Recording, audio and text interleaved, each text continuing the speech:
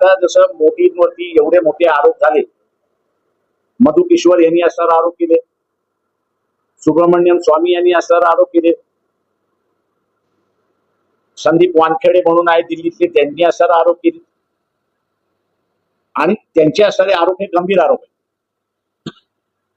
त्यांच्या आरोपावरनं ते असं म्हणतात आहेत की मोदीने देश गहाण ठेवलेला आहे, गुलाम केलेला आहे, इथपर्यंत त्यांचे असणारे आरोप आहेत. सामान्य माणसाला माझं असणारं आव्हान आहे की आंतरराष्ट्रीय शक्तीने मोदीला गुलाम केलं, मोदीने मोहन भागवताला गुलाम केलं आणि इथल्या राजकीय पक्षांना सुद्धा गुलाम करून टाकलं. म्हणजे एका प्रकारचं राजकीय पक्ष यांना पॅरालिसिस झालंय असं त्या ठिकाणी दिसतंय. माझं मतदारांना आव्हान आहे की अजून सामान्य मतदाराला पॅरालिसिस झालेला नाही. त्यांनी परिस्थिती आपल्या स्वतःच्या ताब्यामध्ये त्या ठिकाणी घेतली पाहिजे. राजकीय पक्ष आमच्याशिवाय दुसरं कोणीच तुम्हाला वाचवायला येणार नाही.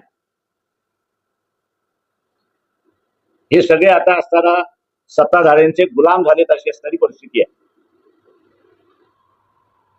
तेव्हा लोकांनीच लढून आणि लोक लढ्यातूनच आता प्रश्न सुटतील अशी असणारी परिस्थिती आहे.